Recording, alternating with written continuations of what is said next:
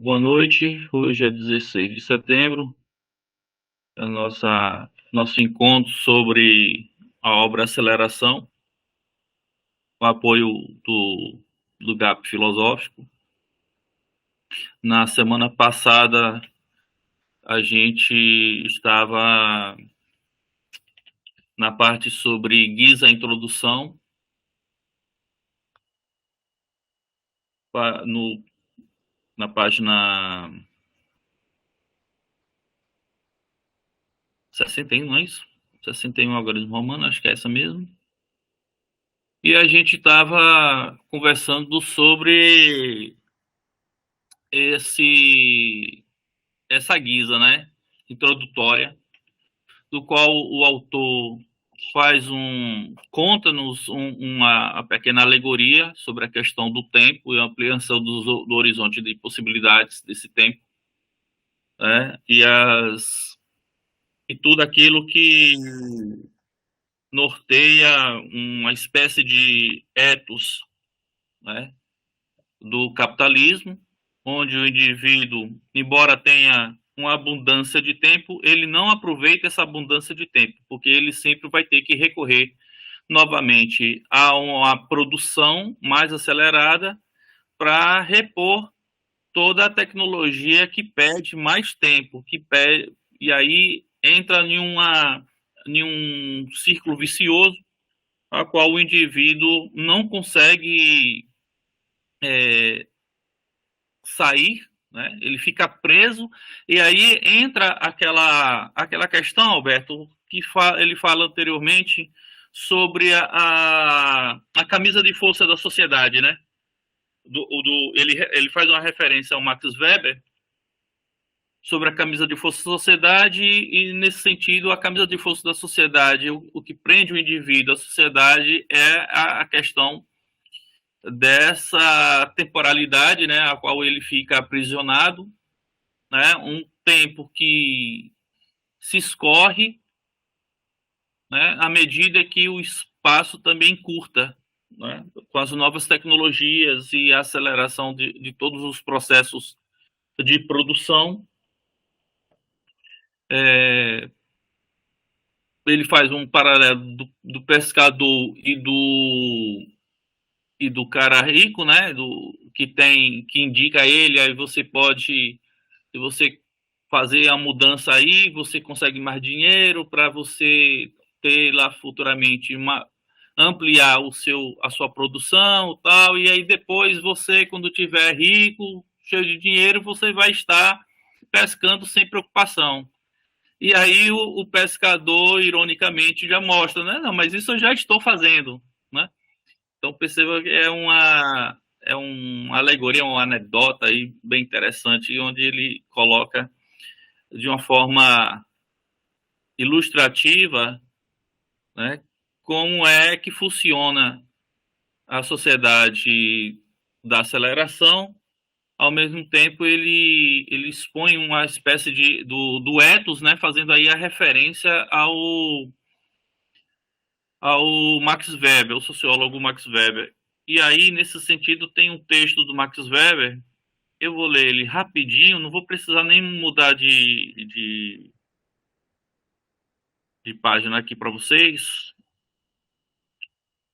que é sobre a ética protestante no espírito do capitalismo. Só que agora eu não estou conseguindo abrir.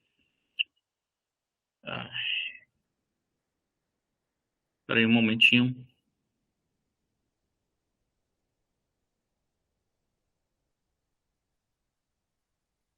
O que eu fiz aqui agora?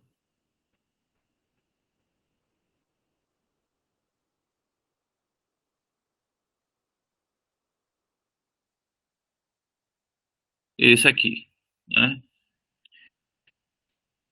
Em que o Max Weber fala um pouco sobre a questão do tempo, e ele mostra no trecho da sua obra Ética Protestante no Espírito Capitalista, na página 43, fala o seguinte: lembra-te que tempo é dinheiro. Aquele que com seu trabalho pode ganhar 10 shillings ao dia e vagabundeia a metade do dia, ou fica deitado em seu quarto, não deve, mesmo que gaste apenas 6 pence. Seguinte que vai reclamar-te o reembolso e exigir seu dinheiro antes que as tenha à disposição de uma vez só.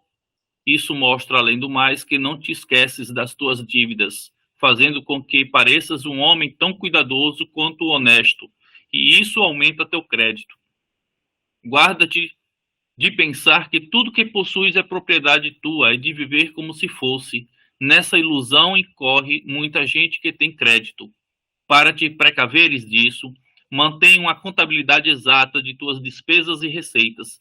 Se te deres a pena de atentar para os detalhes, isso terá o seguinte efeito benéfico: descobrirás como pequenas despesas se avolumam em grandes quantias e discernirás o que poderia ter sido poupado e o que poderia sê-lo no futuro. Pois 6 libras por ano pode fazer uso de 100 libras, contanto que seja reconhecido como um homem prudente e honesto. Quem esbanja um groat, 4 pence por dia, esbanja 6 libras por ano, que é preço para o uso de 100 libras. Quem perde a cada dia um bocado de seu tempo, no valor de 4 pence, mesmo que seja só alguns minutos, perde, dia após dia, o privilégio de utilizar 100 libras por ano. Quem desperdiça seu tempo no valor de 5 shillings, perde 5 shillings, e bem que eu poderia ter lançado ao mar. Quem perde 5 shillings não perde só a quantia, mas tudo o que com ela poderia ganhar aplicando em negócios, o que, ao atingir o jovem uma certa idade, daria uma soma bem considerável. Então, a gente tem aqui um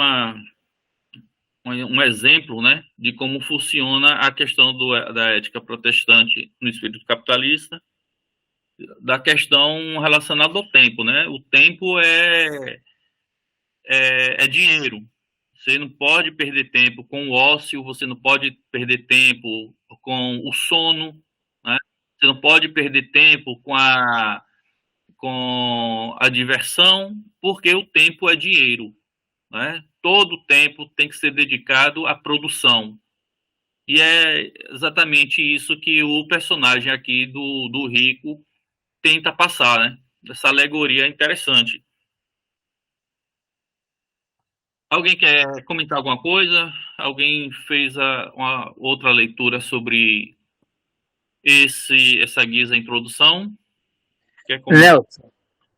Léo, eu disse que não ia colaborar, mas assim, eu me lembrei quando você começou a fazer a leitura, que eu me perguntei na semana passada por que a figura do pescador. Porque a figura do pescador Hum, aparece lá no Teeteto de Platão como uma espécie de demarcação de um certo sentido de produtividade que vai ser elaborado a partir de uma interpretação de um texto que eu publiquei até ali no blog do canal Gap Filosófico sobre Heidegger e Deleuze e como há uma espécie de distinção entre cópia e simulacro dentro de um sentido hierárquico entre esses pensadores a partir da perspectiva Deleuze, de Deleuze e de Heidegger, né? E assim, dentro da medida do autor, né, tentando fazer uma certa distinção do Heidegger, postulado ao lado do Platão e o Deleuze ao lado do Nietzsche. Mas assim, isso não é tão importante, né? Eu só estou contextualizando essa questão para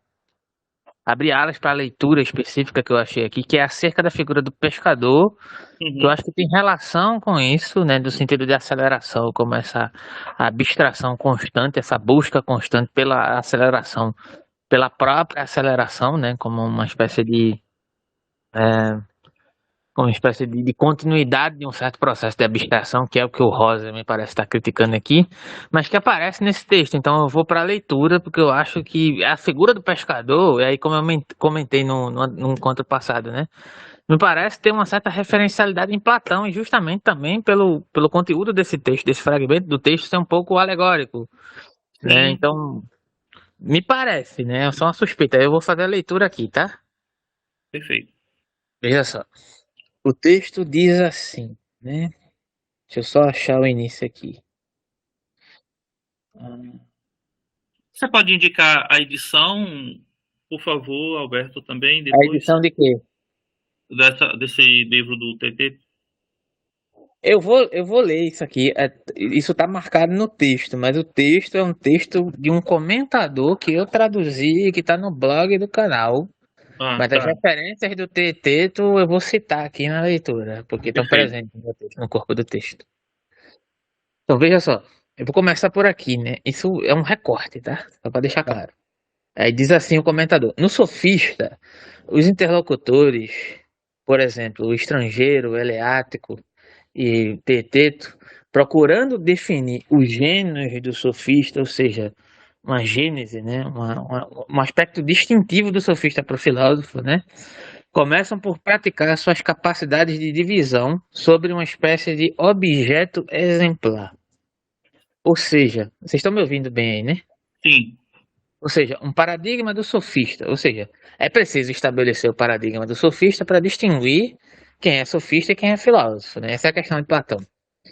E aí vem a figura do pescador. Isso é interessantíssimo, né? Porque me parece que a questão da aceleração dentro do retrabalhado rosa também está ligado, não diretamente, mas uma espécie de complexificação dessa questão, né?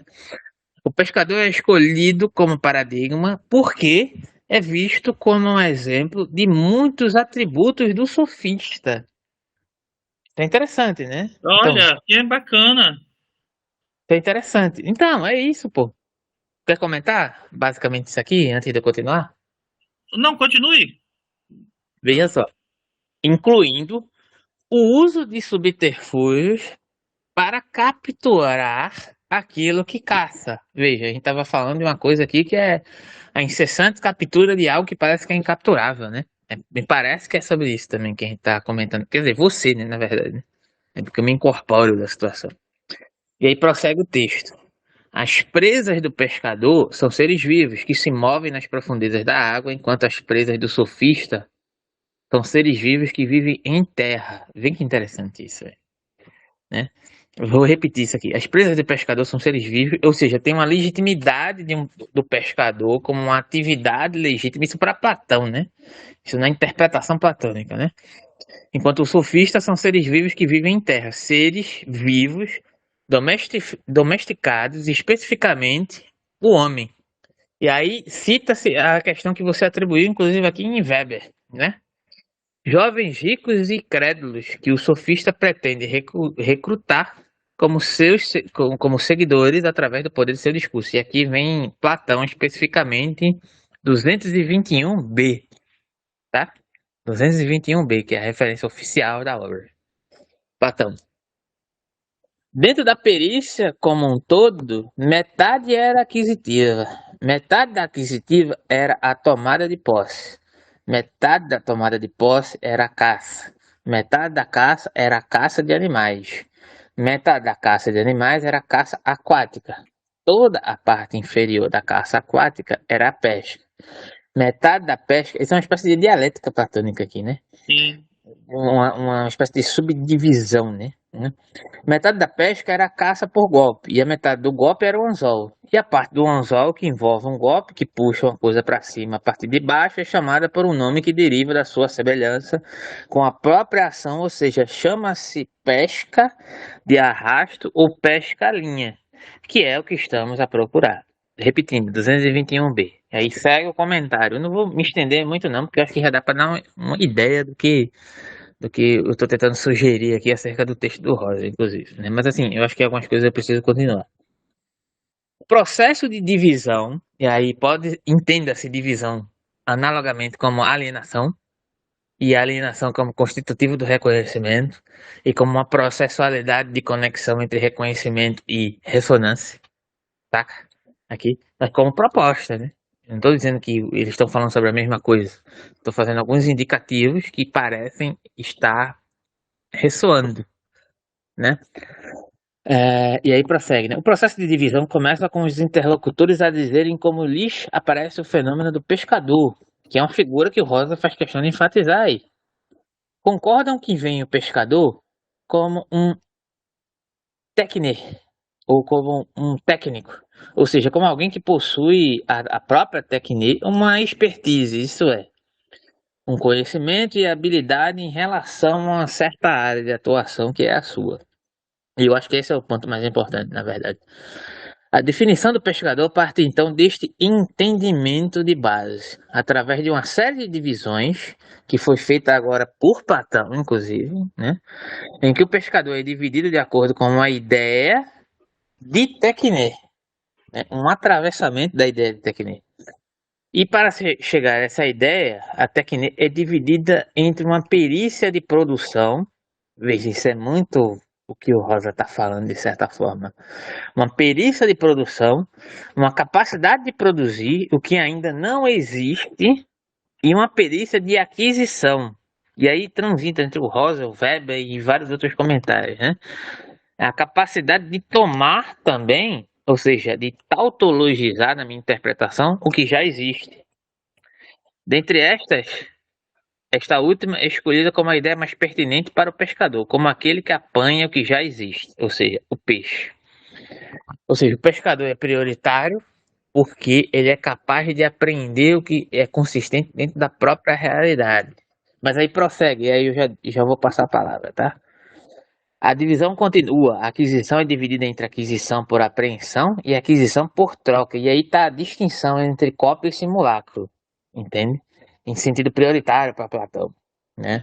A aquisição é aquilo que apreende o que já é real, né? E por troca talvez exista uma espécie de simulação ali. A primeira, né, é considerada mais adequada à aptidão do pescador, porque ele toma o que procura sem dar nada em troca.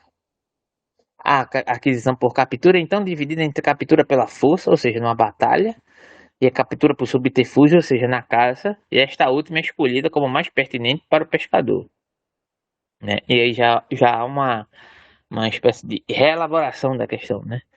Então, e aí só para pontuar isso, né? Nesse processo de divisão, a troca dialética dos interlocutores, porque você percebeu que houve uma troca, né? Uma disposição aqui, né?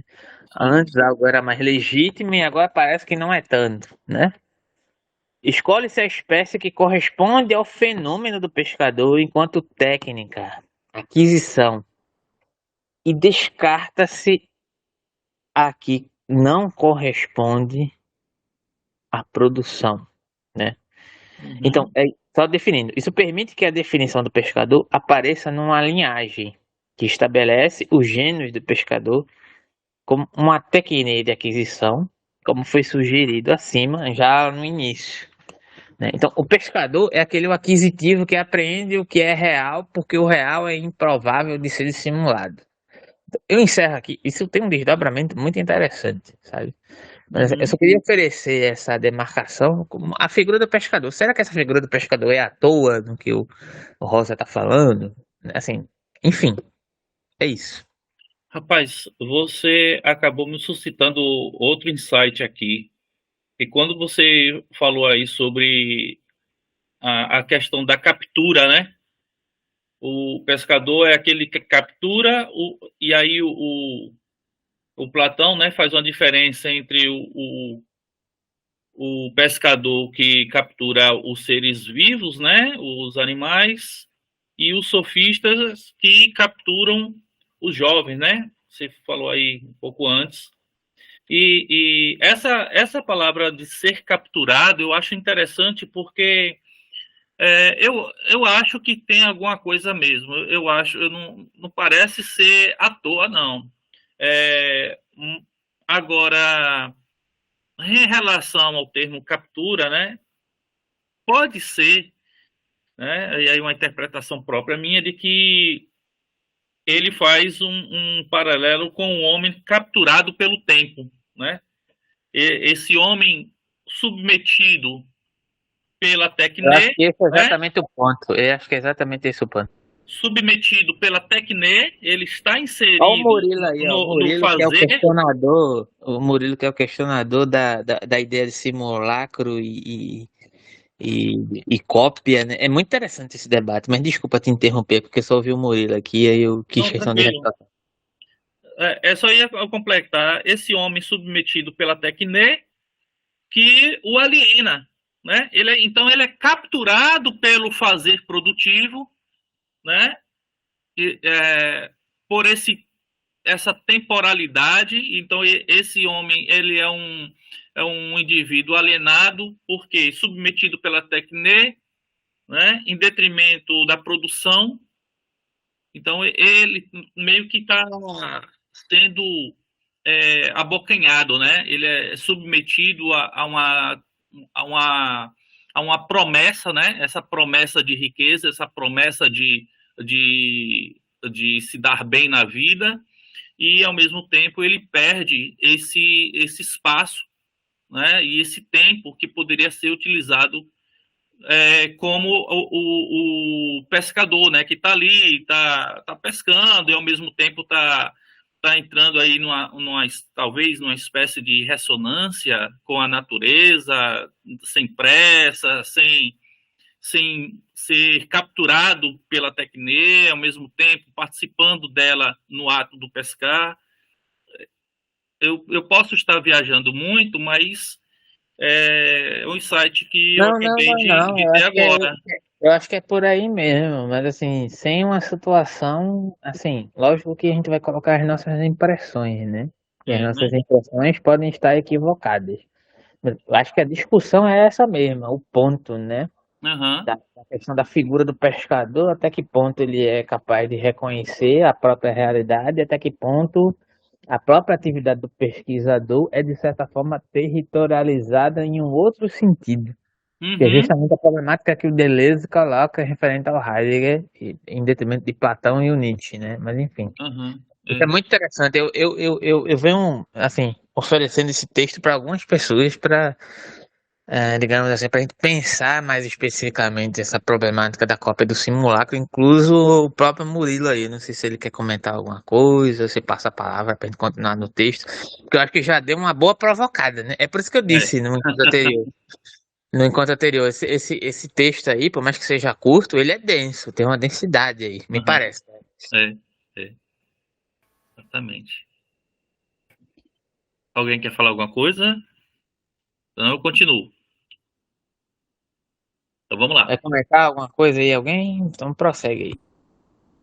Enquanto está sentado na praia, querendo pescar com tranquilidade, o empresário tem a sensação de estar sobre ou melhor, vários declives escorregadios, de estar numa escala rolante descendente. Ele deverá começar a correr se quiser manter sua posição, caso pretenda se manter atualizado. Então, aí é outra ilustração, né? De você estar sendo sobrepujado pelo tempo. Então, você precisa manter essa posição acelerando cada vez mais. Continuando. Não apenas a promessa da aceleração, mas também a alta dinâmica do seu meio técnico, social e cultural. Olha a questão técnica aí, né? Que se tornaram complexos e contingentes em escala crescente. Elevam a velocidade da sua vida e o conduzem à escalada. Desse modo, também a segunda resposta à parábola do pescador se revela ingênua.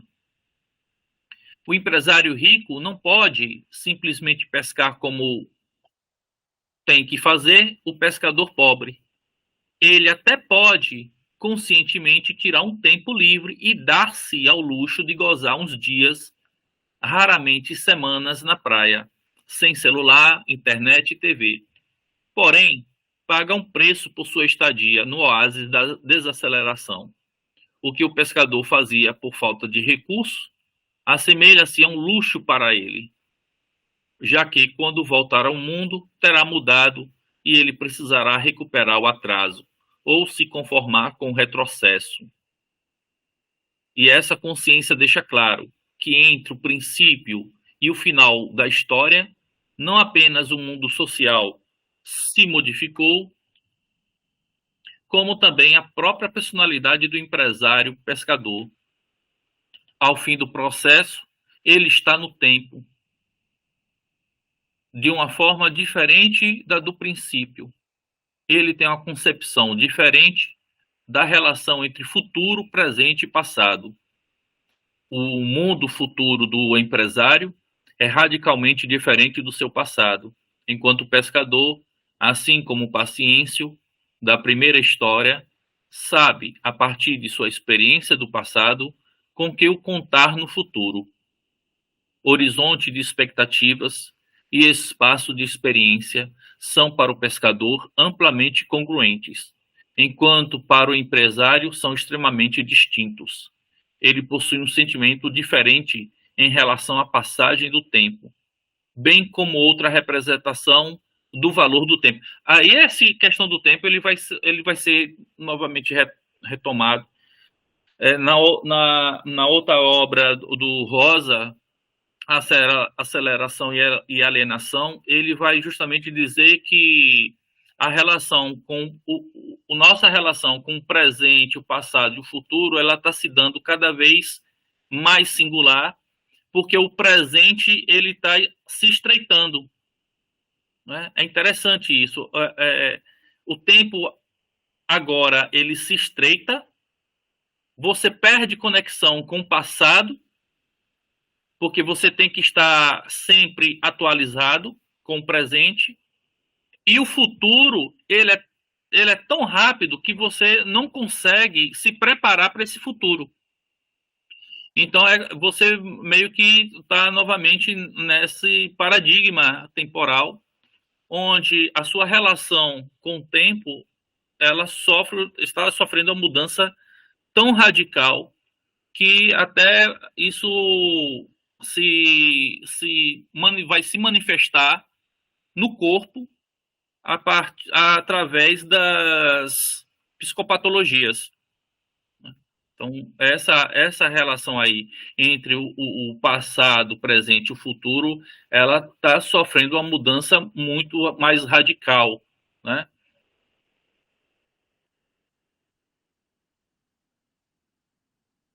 Continuando. No caso no caso de o nosso protagonista ser um empresário de caráter tradicional, o seu calculismo nos leva a essa conclusão. Ele se encontrará em estresse temporal em maior proporção. Tentará manter o controle da sua vida e da sua empresa e das mudanças sociais que lhe sejam relevantes, além de planejar cuidadosamente futuros desenvolvimentos.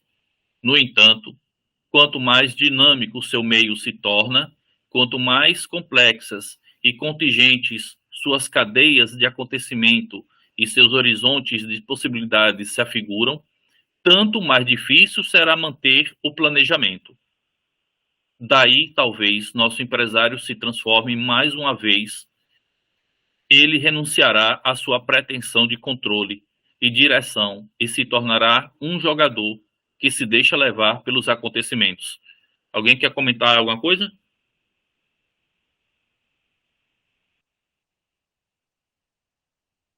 Continuando. Se a concorrência tiver desvalorizado os meus navios, depois de amanhã abrirei um cassino, ou escreverei um livro, viajarei para a Índia à procura de um guru, ou iniciarei um curso universitário. Quem sabe? Não preciso decidir isso hoje. Vai depender de como me sentirei depois de amanhã e daquilo que me será oferecido. O mundo é cheio de chances e possibilidades inesperadas. Assim, ele se assemelhará de novo, em alguns aspectos, ao pescador, que também não tentava modificar o futuro de forma planejada e em longo prazo. Talvez até reconquiste um momento de sossego. Porém, o ambiente do jogador permanece altamente dinâmico. Horizonte de expectativas e horizonte de experiência continuam separados. Por isso, o jogador tardo-moderno está no tempo e no mundo, tanto de uma forma distinta do pescador pré-moderno, quanto do empresário clássico moderno. Alguém quer comentar alguma coisa?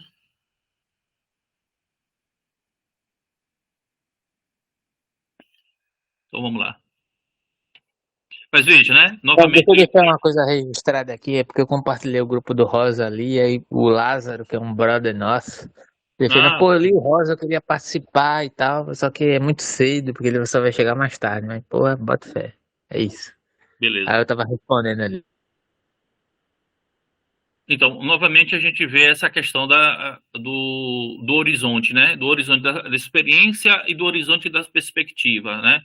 O presente, a relação presente e futuro, como o tempo está muito mais acelerado, até para você planejar as coisas a longo prazo estão mais difíceis, porque você planeja algo daqui a um mês e, devido às tecnologias, o avanço, esse tempo que passa de 30 dias já vai sofrer uma série de modificações.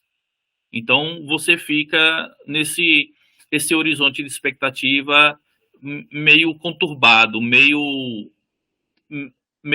complicado de você estabelecer um vínculo entre o seu presente e o passado. Né? Continuando, o tipo e a maneira do nosso estar no mundo, in der Welt sein, assim gostaria de estar, de mostrar na investigação que se segue. Depende, em grande medida, das estruturas de tempo da sociedade em que vivemos. A pergunta sobre como queremos viver iguala-se em sentido à pergunta sobre como queremos despender nosso tempo. Então há uma relação aí, né? Entre o como a gente quer viver, a qualidade de vida e como a gente pode despender desse tempo. Embora a qualidade do nosso tempo, seus horizontes e estruturas, sua velocidade e seu ritmo não estejam ou estejam apenas em pequena medida ao nosso alcance. Estruturas de tempo são de natureza coletiva e de caráter social. Elas sempre confrontam os atores individuais em sólida facticidade.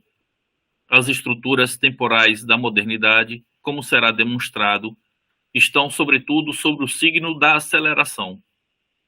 A aceleração de processos e acontecimentos é um princípio básico da sociedade moderna, como as duas histórias contadas deixam claro. As causas e afetuações, Wirkungsdesign, desse princípio são, no entanto, extraordinariamente diversas, complexas e até momento paradoxais. Os protagonistas são confrontados, não com uma, mas com três diferentes formas de aceleração. Então, essas são as estruturas que ele vai comentar depois. Primeiramente, com a aceleração técnica, que vista de uma perspectiva lógico-abstrata, como ilustra a história de Kairos, deveria ter um efeito desacelerador sobre o ritmo da vida. No entanto, a aceleração do ritmo da vida constitui, de fato, uma segunda forma de aceleração social, paradoxal em relação à aceleração técnica, que, como mostram as reflexões sobre o dilema do empresário, está possivelmente associada a uma terceira forma fenomênica, analítica e independência de aceleração social, a aceleração dos índices de mudança social e cultural. A complexa interação dessas formas de aceleração, como quero demonstrar, é responsável pelo surgimento, no lugar do sonhado estado utêmpico de abundância temporal, de um crescente e agravante estado de carência temporal. Na realidade das sociedades ocidentais, uma crise de tempo que coloca em questão as tradicionais formas e possibilidades individuais e políticas de capacidade organizativa. Essas escassez de tempo levou à disseminação da percepção de um tempo de crise social, no qual se prolonga o sentimento paradoxal de que, por trás da permanente reconfiguração dinâmica das estruturas sociais, materiais e culturais da sociedade de aceleração, esconde-se, na verdade, uma profunda estagnação estrutural e cultural, uma inertificação da história, na qual nada mais de essencial se modifica, independentemente da velocidade em que se modificam as superfícies. Novos modelos de identidade e novos arranjos sociopolíticos, adaptados às novas estruturas temporais, são perfeitamente imagináveis. Exige, no entanto, essa tese dessa investigação, a renúncia à mais profunda convicções éticas e políticas da modernidade, a renúncia ao então falido projeto da modernidade. Então aí a gente, só esse trecho aí tem bastante coisa para a gente conversar, né? Primeiro ele vai estabelecer instâncias, né? Instâncias da aceleração, uma ligada à técnica, a outra ligada à aceleração do ritmo de vida e a terceira a aceleração dos índices de mudança social e cultural. Consegue fazer uma distinção breve dentro dessa, assim, rápida, assim, para todo mundo? Ele vai falar isso agora rapidamente. Entre essas três, assim, muito breve, assim, tipo, consegue... A primeira se diz sobre o avanço da tecnologia, certo? O avanço da tecnologia, de como as tecnologias elas estão em um ritmo muito acelerado. O segunda se diz a aceleração do ritmo da vida, que se fala sobre o paradoxo que há entre a forma como a sociedade se organiza, está organizada, e a mudança dessa estrutura. Aí ele vai contar sobre a mudança do Estado medieval para o moderno, né?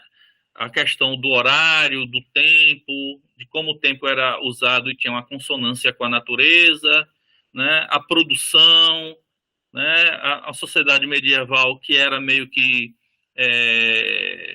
estratificada, né? As famílias, classes sociais muito bem postas, definidas e conservadas durante longos períodos de gerações. E uma terceira, essa mudança, né, do modo de produção e o que isso vai ocorrer, o que isso faz mudar na sociedade capitalista, né, de como essas mudanças sociais, políticas e econômicas, elas estão, todas as três estão de uma certa forma interligadas, né? Ele apenas separa meio que como um método didático, certo?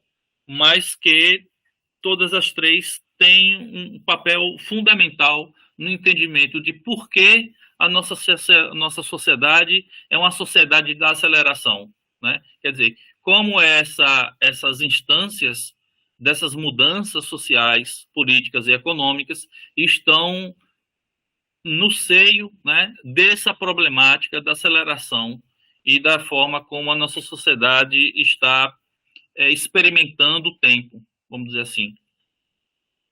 Só mais uma pergunta breve. Me parece que ele fez uma declaração, assim, adjacente contra a modernidade. Você acha que tem cabedal suficiente até agora apresentado para tal? Eu acho que não. Depois dessas três, depois que a gente passar por essas estruturas do tempo, que a gente vai ter realmente mais argumentos para tentar compreender melhor. Eu acho que ele faz até agora ele faz muitas afirmações, mas com o entendimento das estruturas temporais que a gente vai conhecendo os principais argumentos que ele vai utilizar para embasar sua teoria. Porque é interessante isso, né? Porque, tipo, não que eu tenha trago algo conclusivo, mas algo sugestivo acerca de Platão como um processo engendrado na modernidade e talvez além, né? E talvez seja algo presente. Mas, enfim, é muito interessante, velho. Obrigado aí. Eu passo a palavra para quem quiser comentar aí. O microfone é aberto aí.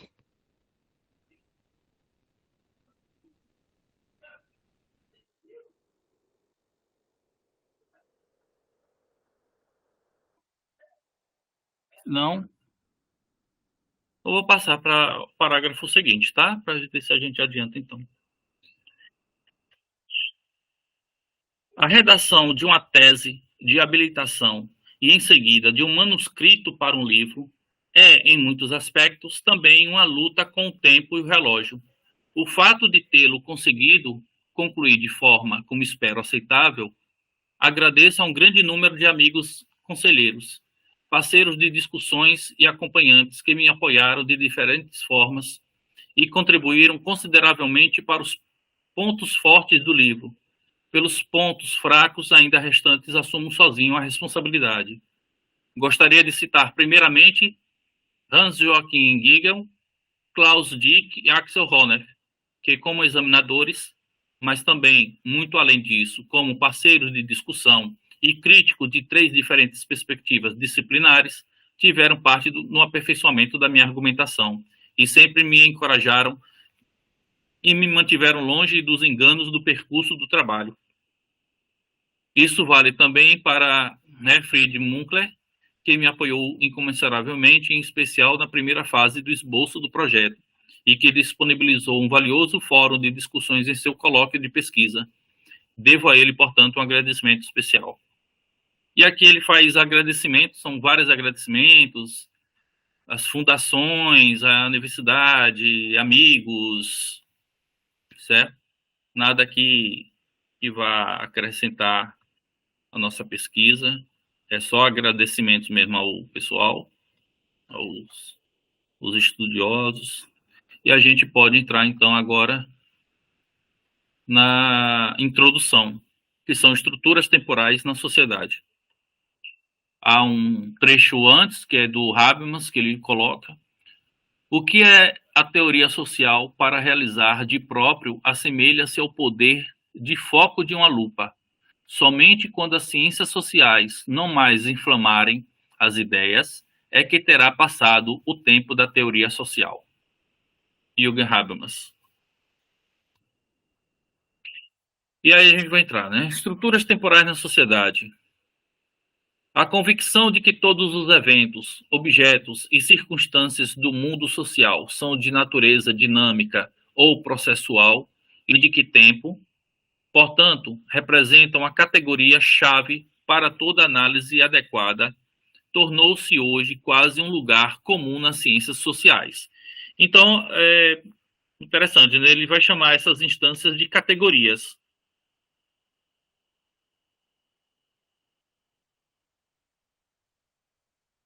Mas Frequentemente, categorias em que sentidos? Em que sentido?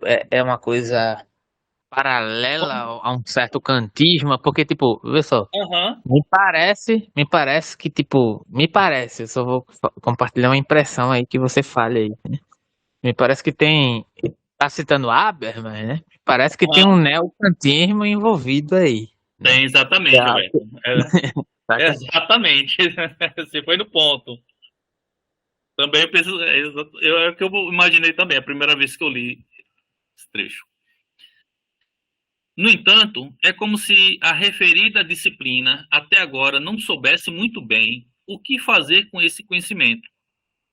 Frequentemente constata-se com surpresa que quase todos os fenômenos sociais reconstruem-se temporalmente, ou seja, podem ser redescritos sob perspectivas temporais, de técnicas de dominação, passado por diferenças de classes, problemas interculturais, déficits socioeconômicos, relações entre os sexos, regimes de bem-estar social, até experiências com hospitais, instituições carcerárias ou tóxicos. Notinha aqui que ele coloca. Sobre técnicas de dominação, ver Levine. Um panorama sobre diferenças de classes é oferecido por Lauer e Bergman.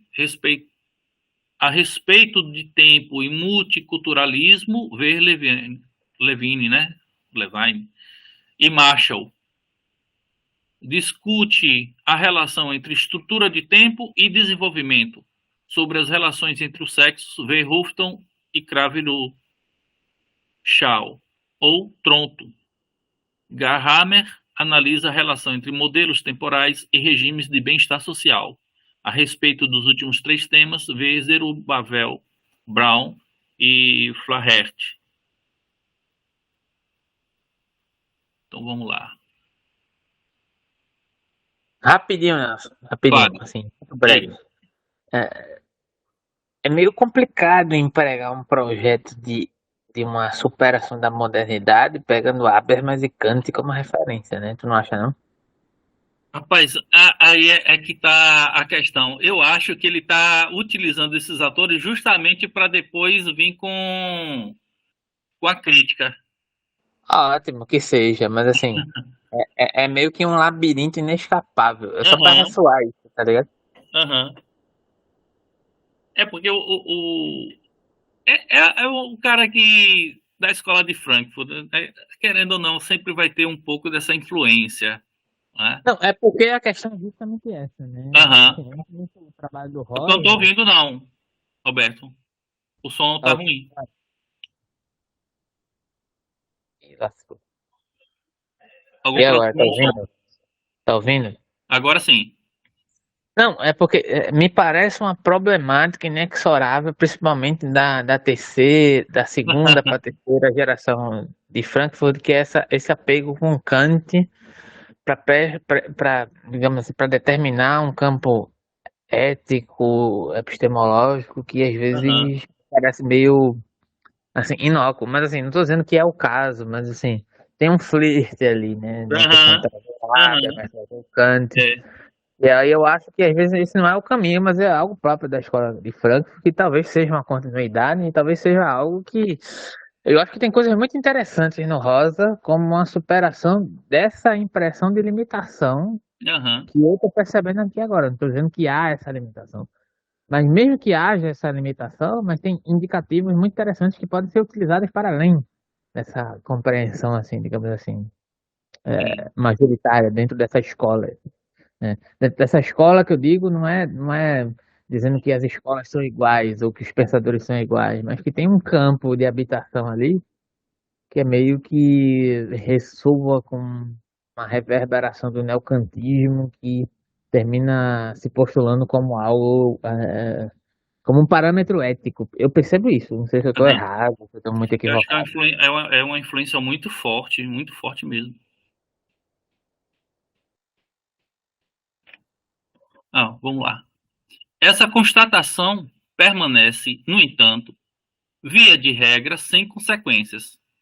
Da redescrição temporal sociológica, geralmente não se produz ganhos de conhecimento relevantes, seja na teoria ou na prática, para os campos estudados, e tampouco parece ser possível agrupar suas descobertas isoladas em uma sociologia do tempo sistemática. É aí ele que vai estabelecendo a crítica à falta também de trabalhos nessa área, né? Da sociologia do tempo, a filosofia do tempo. Sendo assim, não causa espanto que até próximo do fim da década de 1980, dissertações cronossociológicas frequentemente começassem com a constatação de que, em primeiro lugar, tempo é uma categoria fundamental da realidade social.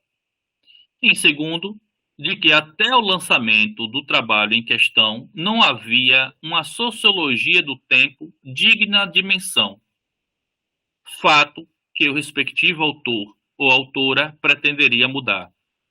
Então aqui ele já se coloca como o cara que vai inaugurar de forma assim muito mais sistemática e muito mais aprofundada a essa crítica da sociologia do tempo, né? Vai ser meio que estou dizendo, olha, já fizeram algumas coisas, não foram tão profundas, Tá mas falando de Adorno, né? eu acho que ele tá falando aqui de toda essa dessa galera, né? Da crítica da Que Adorno sociologia. também, que Adorno que foi aí, né? Uhum. Quer falar alguma coisa? Não, não, não, não. É porque Ah, eu me lembrei de Adorno, porque Adorno é que fez uma. Ele não foi com essa nomenclatura geral, mas ele tentou trabalhar essa questão. Eu me lembrei uhum, de Adorno na hora, porque eu li alguns textos dele uhum. sobre isso, né? Massa. Ao passo que Robert Lauer e Werner Bergman comprovam, ainda no início dos anos 80, um benemérito e detalhado panorama literário que, ao contrário dessa convicção obstinada, já então havia dezenas de estudos cronossociológicos Seu veredicto, contudo, é de que ainda faltaria uma análise sociológica substancial e cuidadosa do tempo, tanto teórica quanto empírica. Para Bergman, o principal problema da análise sociológica do tempo seria, assim, a falta de uma vinculação embasada e sistemática à teoria sociológica. Para ele, os estudos sociológicos do tempo em geral fundamentam-se em concepções de tempo pré-científicas, escolhidas de forma arbitrária, quase sempre apoiadas em conceitos filosóficos ou antropológicos, ou ainda no senso comum. Consequentemente, a literatura cronossociológica consistiria em inúmeros estudos desconexos, não cumulativos, e, em face da falta de vínculo com as bases teóricas das ciências sociais, até mesmo solipsistas. Tem uma nota. Bergman. Pouco se modificou nessa situação até hoje. Por um lado, poucas abordagens contemporâneas ainda começam com a afirmação de que até seu lançamento praticamente não houvesse uma sociologia do tempo.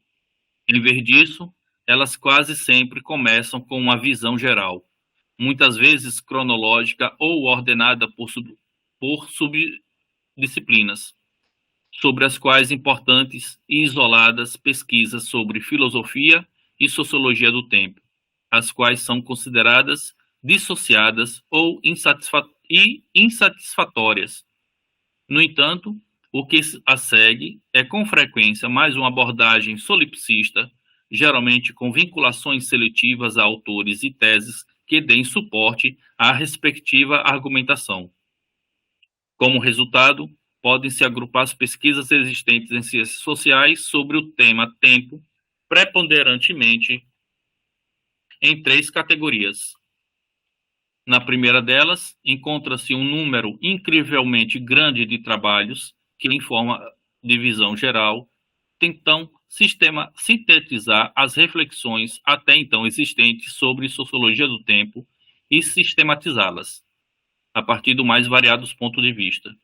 Esses trabalhos, em geral, culminam na tese de que o material investigativo atesta suficientemente bem o quão importantes e diversas são as estruturas de tempo no mundo social, motivo pelo qual seria urgente dedicar-lhes mais atenção. Exemplos seriam citados no trabalho de Bergman. A segunda categoria agrupa um número crescente de estudos detalhados sobre tempo e estruturas temporais, nas disciplinas e subdisciplinas das ciências sociais, na imensa maioria dos casos que pode se observar que a análise de baixo nível teórico concentram-se imediatamente nos fenômenos estudados, utilizando métodos ecléticos e quase sempre tratando o tempo como uma grandeza evidente.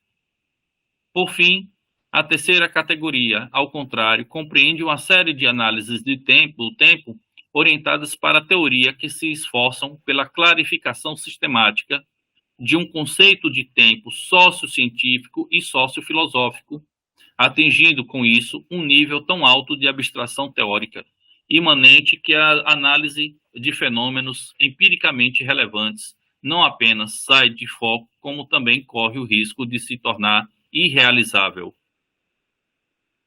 Sem mencionar o fato de que essas tentativas de conceitualização, guiadas pelas teorias até o momento, operam de forma extremamente solipsista, sem inaugurar qualquer perspectiva de um conceito sociocientífico e unificado do tempo, como observa Barbara Adam. Entre aspas, citando Barbara Adam, nenhum dos autores possui um foco comum. Todos levantam diferentes questões.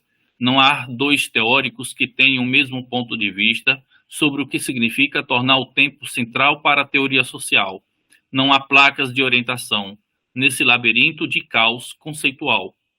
Apesar das promessas, feita a citação. E aí, uma nota. Infelizmente, Ada não modifica muito esse cenário lamentável através de sua tentativa de formar uma teoria maior unificada, a partir das inúmeras teorias do tempo, não apenas sociológicas, mas também filosóficas e das ciências naturais, e de torná-las a base de uma nova teoria social. Seu livro deixa o leitor completamente perdido perante a questão de como as teses coletadas por ela, das mais variadas disciplinas e escolas, podem ser conectadas de outra forma que não por um holismo exótico, vagamente insinuado a Labon, Sheldrake e Capra, ou Capra. A relevância sociológica de considerações tais como física quântica é, como de praxe em literatura popular, entre aspas, sobre o tempo, antes postulados que demonstrada. Fim da citação da nota. Apesar das promessas de Giddens e Luhmann de transformar tempo em um conceito imprescindível em suas teorias, abre outra nota, Giddens considera como um desastre basal das ciências sociais que elas tenham se cindido em diacrônicas históricas e sincrônicas, ou seja, se tornado disciplinas alheias ao tempo, voltadas para a análise estrutural. Com isso, estariam cegas para o fato de que as sociedades sempre se escondem por segmentos de tempo e espaço, e dentro deles se reproduzem. Apesar de sua diferenciação apoiada em Bergson e Schutz, Heidegger e Braudel, de três formas temporais simultâneas da vida social. Tempo como Duvy, Dasein e Longue Durée. O tempo permanece na teoria da estruturação de Giddens um simples dado físico, uma dimensão específica da sociedade. Com isso, também, o seu conceito de sociedade acaba por se tornar estático. Ao conceito de tempo de Giddens, também Luhmann considera o tempo como elementos constitutivos de sistemas sociais. No contexto de sua teoria dos sistemas, surgiram recentemente as mais elaboradas controvérsias sociológicas sobre o tempo. A descrição da terceira categoria de pesquisas sociológicas se aplica largamente ao livro de Nasser, que se inicia com o percurso pela filosofia do tempo, inspirado por Luhmann, e termina com um abstrato conceito de tempo, em parte baseado na teoria dos sistemas e em parte em esoterismo, com S, que só é frutiferamente aplicável em áreas marginais, da questão tomada como base na pesquisa. Então, voltando, eu vou me adiantar mais não, porque eu acho que o tempo... eu acho que Não, aqui a isso, gente velho. poderia... Eu acho que o debate entrou numa nuance que é muito mais opinativa do que substancial. Eu acho que a gente precisa ressaltar esses pontos aí. Falou de design, falou de uma questão que é tipo. é, não sei exatamente qual foi a palavra que ele utilizou aí, mas de uma situação é, misticista ou mística, etc. Falou de um abstracionismo, na verdade, do Luhmann, que na verdade eu interpreto no sentido extremamente contrário, que eu acho que o Luhmann é muito mais concretista do que esse tipo de percepção. Mas aí a gente não vai ter condições de discutir isso, né? Mas assim, joga muitas informações assim, né, que talvez não seja tão interessante, tudo na minha opinião, tá? Não seja tão Sim, interessante seguir uma leitura assim, é, linearizada, porque talvez a gente precisasse parar em alguns pontos e trazer alguns outros elementos a partir disso, mas sem se fixar tantos, assim, trazer sim, algumas sim. coisas meio aleatórias e comentar e tal. Mas eu acho que tá sendo bom o encontro de hoje, eu acho que tá sendo ótimo, eu acho que a sua colaboração tá sendo, porra, trazer essa obra do Rosa, né, que eu não sabia nem que existia Rosa. Eu não sabia nem que existia a quarta geração de Frankfurt, tá? Que eu parei na terceira, porque já me deu um certo ressabiar. Mas que se propôs algo novo, ou supostamente novo, isso é extremamente válido. Mas enfim, passa a palavra aí. Então, alguém quer falar mais alguma coisa?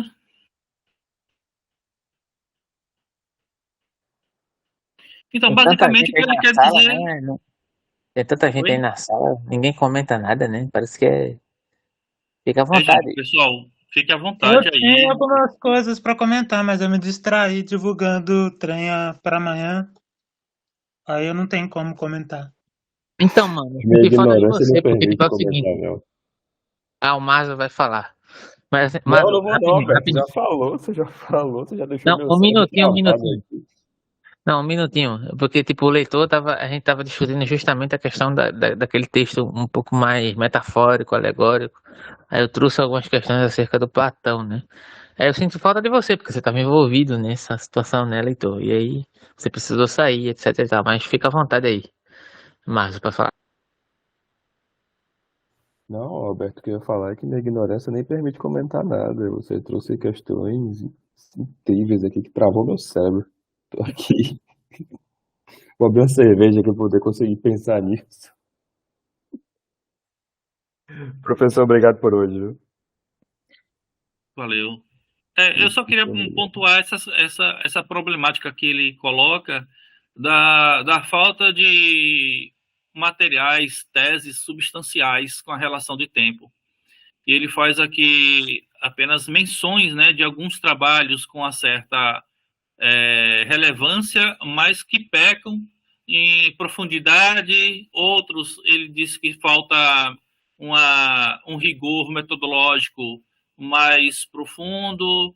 No outro, ele fala sobre a questão de que o tempo ele foi estudado pelas ciências sociais, tanto pela filosofia como pela sociologia, de uma forma precária, pouco profunda, e às vezes até esotérica, mística. Então, quando ele cita aqui Capra, né, e alguns autores assim que ligados a uma certa misticismo, uma coisa assim, um, uma mistura aí de ciência física com uma certa holística, né, e aí Esse é o ele... ponto, a questão do misticismo, do que é atribuível como Aham, misticismo, esse é um ponto aham, assim, de conversação muito interessante, tá ligado? aham, isso, é. E aí ele só está apontando essas deficiências. Eu acho que ele está aí demarcando o trabalho dele, sabe? Ele está dizendo, olha, a galera chegou até aqui e eu sou o cara que vou começar realmente um trabalho profundo, Agora vai dar uma de rigoroso, Hegel, agora eu sou Hegel. é, rigoroso e sistemático dos estudos do tempo nas ciências humanas. Né? Ele diz que é ele que vai dar realmente esse passo Mas sólido ele está nos se estudos contrapondo do tempo. a que correntes? Oi? Mas ele está se contrapondo a que correntes? Rapaz, pelo jeito ele tá colocando o seguinte, olha, tá esse pessoal aí que fez esse trabalho sobre o tempo, nenhum deles chegou a fazer algo realmente que trouxesse certa relevância. Então ele está, leitor, ele está demarcando o tempo, ele está demarcando o trabalho dele como o trabalho que dá pontapé a esse processo. É E muito aí é louco. claro que ele está criticando todo mundo, né? Se ele está dizendo que é ele que está começando esse trabalho com rigor e metodologia adequado, a qual muitos outros tentaram e não conseguiram, é o que ele está dizendo. Ó, todo mundo aí pecou em alguma coisa, ou na metodologia, ou foram superficiais demais, ou foram para questões é, sem, sem comprovação empírica, e ele está demarcando o trabalho dele. Ele tá colocando o trabalho dele como, a partir de Hartmut Rosa, vamos dizer que existe realmente um estudo sistemático e aprofundado da questão do tempo nas ciências humanas. Porra, e sabe o que é o mais interessante? Para ouvir falar de Hartmut Rosa, eu tive que eu tive que conhecer o Hartmut Rosa a partir do Nelson, porque senão eu nunca teria ouvido falar. Isso é que é o mais engraçado. É o Irônico isso, mesmo né? que eu pensando aqui, era por causa que, tipo, tem um monte de gente discutindo sobre o tempo, é uma coisa meio que, sei lá, tem que ver a quem ele está se contrapondo aí. Deve estar falando de Bauman, sei lá. Não Litor, sei, ele mano. tá falando de É vários. porque, tipo, tem uma vibe da escola de Frankfurt que eu tenho essa percepção que é meio que uma bolha, tá ligado? Que é uma autodiscussão ali entre eles, tá ligado? Mas É. enfim, a gente vai poder explorar. Eu, assim, não descarto a importância da discussão, desde que a gente não fique limitado a certas plataformas. E aí, porra, eu acho foda. O estudo é interessante. As proposições, a complexidade é interessante, tá ligado?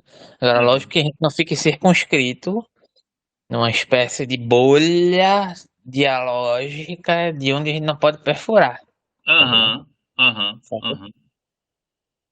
Mas eu creio que não. Eu acho que daqui para frente a gente tem algumas surpresas boas sobre os estudos dele, que vai se encaminhar de certa forma conjuntamente com os estudos da gente sobre o Byung-Chul Han. Eu acho que há uma complementação aí, sabe? Aí voltando a essa questão aí, é que como eu me distraí agora, aí eu perdi. Teve alguma coisa aí que pudesse aproximar a preocupação dele da crítica das ciências, ou se não tem crítica das ciências, há simplesmente uma noção de técnica aí que ele está querendo criticar, que aproxime ele de Rousseau, ou ele está simplesmente fazendo uma continuidade do discurso de Descartes até aqui. Ele levanta alguma coisa que lembra o discurso sobre o debate sobre cibernética em Foucault, Deleuze e Guattari. Porra, cibernética em Foucault é foda. Aí é complicado, Mas né? assim, Não. mas vê só, rapidinho, Bora rapidinho. fazer Passar a ponte. palavra pro Nelson. A gente levantou alguma coisa, que na verdade eu levantei, né? Qual Porque é? teve um dado momento que o Nelson estava falando que ele se posicionou contra a modernidade. Eu fiz, opa, pera lá. Mas e aí, será que ele tem essa cancha toda pra, tá ligado? Pra se colocar contra a modernidade? Aí foi uma questão que eu coloquei pro Nelson, né? Eu fiz, opa, peraí. Escola de Frankfurt, falando de uma crítica radical da modernidade. Aí foi no ponto que eu trouxe alguns momentos do texto. Daquele texto lá que eu referencio para todo mundo, que é uma Aham. tradução, etc. Que é uma tradução de um comentário sobre Platão, sobre o TT de Platão entre Heidegger e Deleuze, que é a questão da cópia do simulacro, porque eu acho que tem tudo a ver com isso. Aí o Nelson fez alguns comentários, enfim, não vou voltar nisso, né? Mas enfim, era essa oportunidade, tá ligado? Porque era isso que a gente tava falando naquele dia lá e tu não tava presente, mano. É isso Eu, aí. Mas fala aí, Nelson. Fala aí, Nelson. Pô, eu já me perdi, já nem sei mais o que tava falando. Rousseau, Descartes, A pergunta que eu te cibernética. fiz, na verdade, deixa eu só conectar, né? O leitor falou de Rousseau, mas assim, a pergunta que eu fiz na hora foi o seguinte: há uma radicalidade em detrimento da ideia de modernidade nesse sentido anunciativo que ele está falando aqui? Foi essa pergunta que eu te fiz na hora. Mas aí Ah, complementa, leitor. Complementa. É basicamente isso. Qual é a noção de. Ficou mais claro qual é a noção de técnica que ele está querendo aplicar aí? Ou ele está fazendo. Ele está aplicando estilo Aristóteles, estilo Descartes, ou ele está colocando plano de pesquisas que surgiram desde dos anos 60, 70, que envolve um monte de gente aí, vai desde os Citus, Deleuze, Guattari, Foucault, os campos da cibernética, porque, tipo, tem os primitivistas, tipo Zezan, mas também outros autores que não são, que são contrários à tecnofobia, os primitivistas, tipo Tikkun, que vai ter uma noção mais ampla, baseada nos estudos também de antropologia, de Marcel Mauss e outros cara quatro, sobre tecnologia. E quando a gente começou a discussão na semana passada, partindo daquela alegoria, e mais ou menos que eu vi até agora, parece que ele ainda não ampliou muito, ou tem uma visão meio delimitada aí sobre o que ele entende ou o que ele está discutindo sobre técnica. Isso envolve também a noção de ciência, já que técnica e ciência não é a mesma coisa? Vai, rapaz. Nelson. Ô, leitor, é o seguinte, até o ponto que a gente chegou hoje, ele estava dando uma introdução. certo? Uma grande introdução.